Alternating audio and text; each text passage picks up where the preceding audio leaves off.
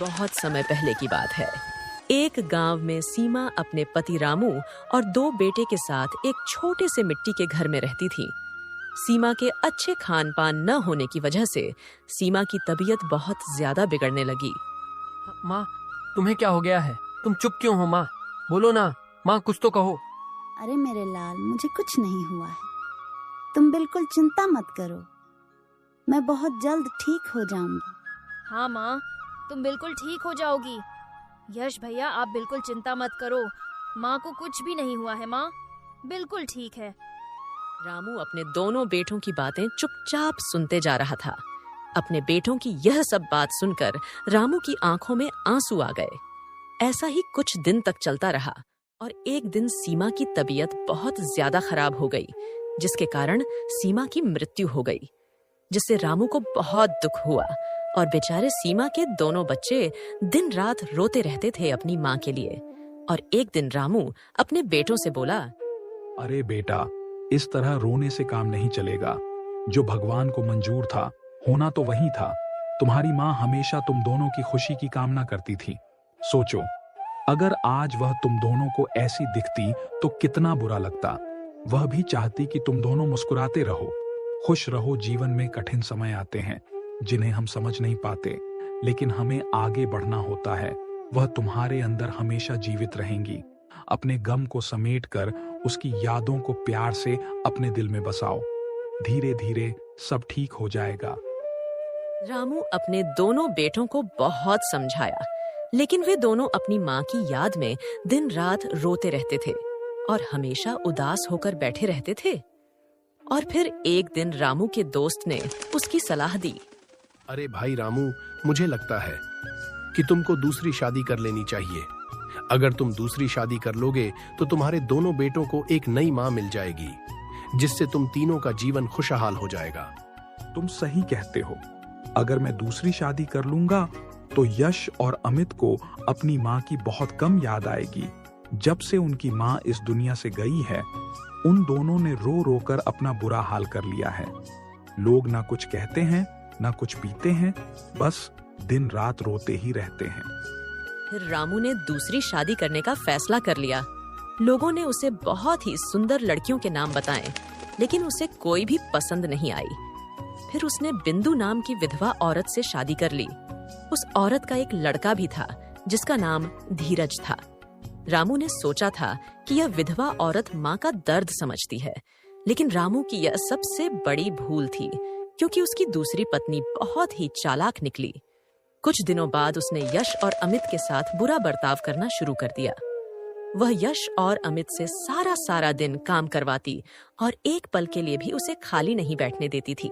इस पर भी कई बार वह दोनों भाइयों को भोजन न देती। बेचारे वे दोनों बिना कुछ बोले भूखे पेट सो जाते।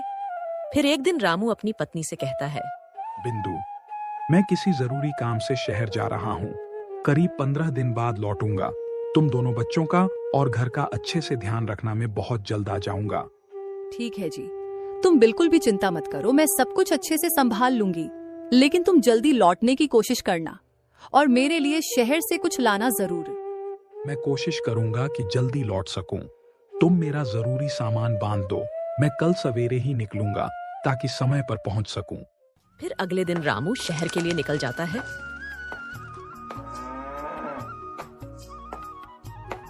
और फिर बिंदु यश और अमित से बोलती है, सुनो, तुम दोनों कान खोलकर, तुम्हारे पिताजी शहर गए हैं, किसी जरूरी काम से है, इसीलिए तुम दोनों को आज से खेती का काम संभालना पड़ेगा और घर का भी सारा काम करना पड़ेगा।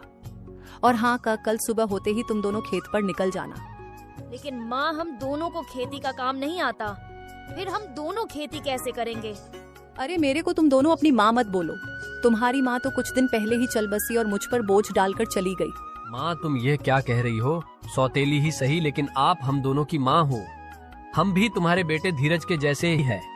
पिताजी ने आपसे शादी इसलिए की थी कि हम दोनों को माँ की कमी महसूस ना हो। अरे यश, अपनी तो यह बकवास बातें बंद कर। तुम दोनों मेरे बेटे नीरज जैसे कैसे हो सकते हो? वह तो लाखों में एक है और तू कामचोर कहीं का, हर वक्त बूढ़ों जैसी बातें करता रहता है। जितनी तेरी उम्र है उतनी बातें किया कर। रामू के शहर जाने के बाद बिंदु और भी ज्यादा उन दोनों भाइयों पे जुल्म करती है। वह उन दोनों को सारा दिन खेतों पे काम करने के लिए भेज देती और अपने बेटे नीरज को घर पे बैठाकर खूब अच्छे अच्छे पुआ पकवान बना बना के खिलाती रहती और उन दोनों को सूखी रोटियां देती थी। अपनी यह सौतेली माँ का व्यवहार देखकर यश और अमित बहुत दुख होता। उन्हें अपनी माँ की याद आने लगती थी। एक दिन यश एक पेड़ के नीचे बैठकर सोचने लगता है। अगर आज मेरी माँ जिंदा होती तो मुझसे कितना प्यार करती, वह मेरी कितनी फिक्र करती थी, मेरे लिए अच्छा अच्छा खाना भी बनाती थी। माँ कहाँ हो तुम? मुझे तुम्हारी बहुत याद आती है। मैं तुम्हारे बगैर नहीं जी सकता हूँ। मैं तुम्हें बहुत याद करता हूँ। तुम्हारी कमी में हर पल महसूस करता हूँ। तुम्हारे बिना जीना बहुत मुश्किल हो गया है माँ। यश बेचारा अपनी माँ को याद करके रो रहा था। इतने में ही गांव के 2 लोग आते हैं। उन्हें यश पर बहुत दया आती है और यश को देखकर कहने लगे, अरे भाई, ये सब सौतेली माँ की करतूत है। अपने बेटे को इतने प्यार से रखती है और बेचारे यश और अमित को सही से खाना भी नहीं देती है। सारा दिन खेतों में काम करवाती है। हाँ भाई, तुम बिल्कुल सही बोल रहे हो। वह बेचारी क्या जानती थी मेरे ना रहने पर मेरे बच्चों पर इतना ज्यादा अत्याचार होगा। भगवान ना करे किसी भी बच्चे का सौतेली माँ से पाला पड़े जिससे अपनी बच्चों की जिंदगी खराब करनी हो तो वह बच्चों के रहते हुए अपना दूसरा ब्याह कर ले। ऐसा कभी नहीं देखा कि साओत के आने पर बच्चों का जीवन तबाह ना हो गया हो। ऐसी देवी ने जन्म ही नहीं लिया जिसने सवत के बच्चे को अपना समझा हो। यश बहुत ही ज्यादा समझदार था। उसे यह समझने में देर नहीं लगी कि लोग केवल घर बिगड़ने वाले होते हैं। इसलिए वह दोनों व्यक्ति के बातों पर ध्यान नहीं दिया और बगैर कुछ कहे अपने घर की ओर चल दिया। बिंदु गुस्से में बैठी हुई यश और अमित का इंतजार कर रही थी। जैसे ही वे दोनों घर में घुसते हैं, बिंदु उन दोनों को उल्टा सीधा कहना शुरू कर देती है। अरे तुम दोनों कहाँ गए थे? मैं कब से तुम दोनों का इंतजार कर रही थी। तुम दोनों को घर का थोड़ा सा भी चिंता फिक्र नहीं है। सारा काम ऐसे ही पड़ा हुआ है। आप सारा काम हम दोनों से करवाती है। आप कभी भी धीरज से कभी नहीं बोलती हो काम करने के लिए। हाँ भैया, आप बिल्कुल सही बोल रहे हैं। धीरज कभी भी कोई काम नहीं करता है। सारा दिन वो आराम करता है। हम ही दोनों लोग काम करते रहते हैं, घर का और खेत का दोनों। अरे बहुत जवान चल रही है। तुम दोनों की बड़ों से कैसे बात किया जाता है? थोड़ा सा भी तमीज नहीं है तुम दोनों के पास। और हाँ, धीरज क्यों काम करेगा? तुम दोनों आवारा पंटी के लिए हो। और हाँ, वह काम नहीं करेगा। मेरा बेटा पढ़ लिख कर कोई अच्छा अफसर बनेगा, ये खेती बाड़ी नहीं करेगा, समझे? चलो अब जाकर तुम दोनों खेतों से जानवरों के लिए चारा लेकर आओ। बिंदु की यह सब बात सुनकर उन दोनों के आंखों में आंसू आ जाते हैं और वह चारा लाने के लिए चले जाते हैं।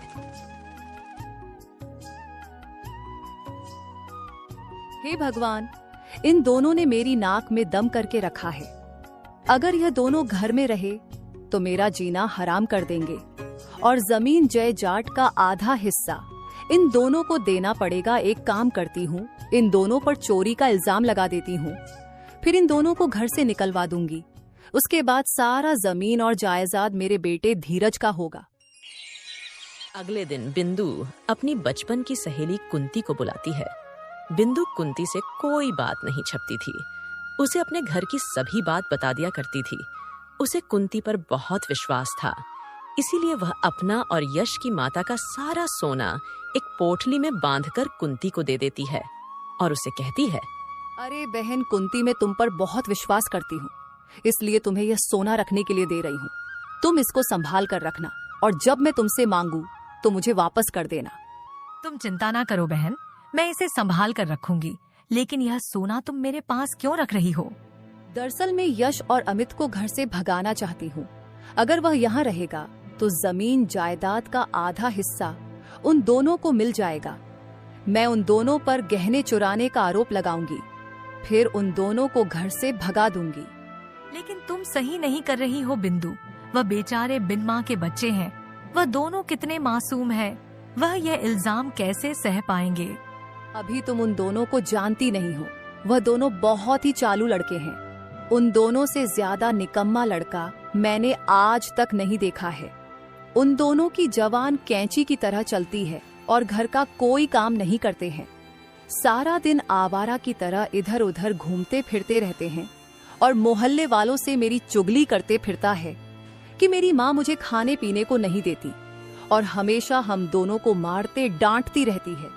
बिंदु कुंती को यह झूठी बात इसलिए बता रही होती है ताकि वह गहने रख ले। फिर कुंती सोने के गहने लेकर अपने घर चली जाती है। उसके बाद बिंदु पूरे गांव में यह अफवाह फैला देती है कि कोई उसके गहने चुरा कर ले गया। इसलिए वह लोगों को दिखाने के लिए फूट फूट कर रोने लगती है। रोने की आवाज सुनकर गांव की 2 महिला और एक बुढ़ी औरत उसके घर आती है। हे भगवान, ये क्या हो गया? मेरी माँ ने कितनी मेहनत से पैसे इकट्ठे करके मेरे लिए गहने बनवाए थे। मैं उन गहनों को पहनकर कितना खुश होती थी। जब मैं उन्हें पहनकर कहीं जाती थी तो मेरे सारे दुख दूर हो जाते थे। अब मैं क्या करूं? मेरा जी ऐसा चाहता है कि मैं कहीं जाकर मर जाऊं। अरे बेटी, ऐसा नहीं कहा करते। तुम उन गहनों के चक्कर में अपनी जान को क्यों दोगी? अगर तुम्हारे नसीब में वह गहने होंगे तो तुम्हें जरूर मिल जाएंगे। दादी, मुझे लगता है कि मेरे गहने यश और अमित ने चुरा लिए हैं। वह दोनों सुबह से घर पर भी नहीं आए हैं। अरे बेटी, यश और अमित ऐसे लड़के नहीं हैं। पूरा गांव जानता है वह दोनों कितने ईमानदार और नेक दिल के हैं। उन दोनों के जैसा ईमानदार लड़का पूरे गांव में कोई नहीं है। तुम किसी बेकसूर पर आरोप मत लगाओ। मोहल्ले की औरतें बिंदु को सहानुभूति देती हैं और वहां से चली जाती है। यूं ही एक दिन गुजर जाते हैं। अगले दिन रामू घर पर आता है। घर का सुनापन देखकर वह हैरान हो जाता है। वह बिंदु से पूछता है, क्या हुआ है बिंदु, तुम इतनी उदास की हो? मेरे आने पर तो तुम्हें खुश होना चाहिए, लेकिन तुम तो दुख मना रही हो।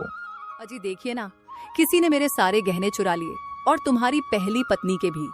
क्या तुम यह क्या कह रही हो बिंदु? ऐसा कैसे हो सकता है? हमारे घर में किसी की हिम्मत नहीं है घुसने की, फिर गहने कैसे चोरी हो गए? मैं भी यही सोच रही थी। मुझे लगता है कि किसी घर के इंसान ने ही ये चोरी की है। हमारे घर में ऐसा कोई नहीं है कि जो चोरी करें। तुम्हें किस पर शक है? देखो जी, आप गलत मत समझना। मुझे लगता है कि यश और अमित ने वह गहने चुराए हैं। क्या यश और अमित वह ऐसा कभी नहीं कर सकते हैं? तुम्हारा दिमाग सही है या नहीं? जो मुंह में आता है वही बोल देती हो। वह मेरे बेटे हैं, वह कैसे गहने चुरा सकते हैं?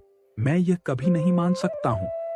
उनके जैसा ईमानदार और नेक दिल इस पूरे गांव में कोई नहीं है। दरअसल कल यश और अमित मुझे उल्टा सीधा बोल रहे थे, तो मैं कह दी कि तुम्हें बात करने की तमीज नहीं है, इसलिए वह मुझसे नाराज होकर चले गए। वह बच्चे हैं, ना समझ है। किसी बाहर वाले ने कहीं उन दोनों को बहका दिए होंगे, इसलिए उसने गहने चुरा लिए होंगे। तुम एक बार उससे पूछो तो सही। ठीक है, मैं अभी उन दोनों की खबर लेता हूँ। फिर रामू अमित और यश को बुलाता है और उनसे पूछता है, यश और अमित, यह क्या मजाक है? तुम दोनों तो ऐसे कभी नहीं थे। तुम दोनों ने अपनी माँ के गहने क्यों चुराए? आखिर तुम दोनों को हो क्या गया मेरे जाने के बाद कि तुम चोरी पर उतर आए हो दोनों? पिताजी, हम दोनों भला ऐसा क्यों करेंगे? हमें क्या जरूरत पड़ी है कि हम चोरी करें? आप माँ के कहने पर हम दोनों पर शक क्यों कर रहे हो? मैं किसी के कहने पर शक नहीं कर रहा हूँ। मैं जानता हूँ कि तुम दोनों ऐसा कभी नहीं कर सकते हो। मुझे तुम दोनों पर बहुत ही ज्यादा विश्वास है। फिर रामू बिंदु के पास जाकर कहता है, अब मुझे पुलिस को सूचना देनी होगी, लेकिन गहने मिलने की कोई उम्मीद नहीं है। जो चीज एक बार खो जाती है या चोरी हो जाती है, उसका मिलना बहुत मुश्किल होता है। पुलिस का नाम सुनकर बिंदु बहुत घबरा जाती है और वह सोचने लगती है, अगर इन्होंने पुलिस को सूचना दे दी तो मेरा तो बंदा फूट जाएगा और फिर मैं किसी को मुंह दिखाने के लायक नहीं रहूंगी। अगर मुझे पता होता कि बात पुलिस तक पहुंच जाएगी तो मैं ऐसा कभी नहीं करती। मुझे कैसे भी करके इनको पुलिस थाने जाने से रोकना ही होगा। अरे बिंदु, तुम किस सोच में पड़ गई हो? मैं पुलिस को सूचना देने जा रहा हूँ, तुम अपना ख्याल रखना। मैं 1 घंटे में वापस आ जाऊंगा। अरे, जब आप जानते ही हैं कि पुलिस को सूचना देने से गहने मिलने की कोई उम्मीद नहीं है, तो पुलिस के पास क्यों जा रहे हो? इतनी बड़ी चोरी हो गई और पुलिस को ना बताऊं? तुम कहना क्या चाहती हो? इतना बड़ा नुकसान हुआ है, चुपचाप भी तो नहीं बैठ सकता। उन गहनों को आज बनवाने जाओ तो 1000 से काम में नहीं बनेंगे। अरे, तकदीर में होंगे तो मिल जाएंगे। नहीं, ईश्वर की मर्जी, वह सही। मैं तुम्हारे सामने हाथ जोड़ती हूँ, अभी पुलिस थाने मत जाओ। हमें थोड़ा इंतजार करना चाहिए। अगर चोरी करने वाला कोई घर का निकला तो अनर्थ हो जाएगा। हमें पहले खुद तहकीकात करनी चाहिए। फिर रामू बिंदु की बात मान लेता है। अगले दिन सवेरे सवेरे बिंदु कुंती के घर पहुंच जाती है और कुंती से कहती है, अरे बहन, जो जाल मैं अपनी सौतेले बेटे के लिए बिछाया था उसमें तो मैं खुद ही फंसती जा रही हूँ। मैंने सोचा था कि चोरी का नाम सुनकर वह यश और अमित को घर से निकाल देंगे, लेकिन कोई यश और अमित को चोर कहने के लिए तैयार ही नहीं है। यश के पापा पुलिस को सूचना देने जा रहे थे। मैंने बड़ी मुश्किल से रोका है उन्हें। अगर पुलिस ने छानबीन की तो मैं ही फंस जाऊंगी। मुझे कैसे भी करके समस्या से निकलना होगा। मैं तुम्हारे पास अपने गहने लेने आई हूँ। मैं यश के पापा से कह दूंगी कि गहने रखकर भूल गई थी। इस तरह समस्या का हाल हो जाएगा। तुम जल्दी से वह गहने मुझे दे दो। अरे बहन, तुम किन गहनों की बात कर रही हो? और तुमने मुझे गहने कब दिए थे और किसके सामने दिए थे? कुंती की यह बात सुनकर बिंदु के होश उड़ जाते हैं। बिंदु समझ जाती है कि कुंती वह गहने नहीं देना चाहती है। अरे बहन कुंती, तुम ये क्या कह रही हो? मैंने तुमको गणे अपने और उनकी पहली पत्नी के गहने भी तुमको संभाल कर रखने के लिए दिए थे।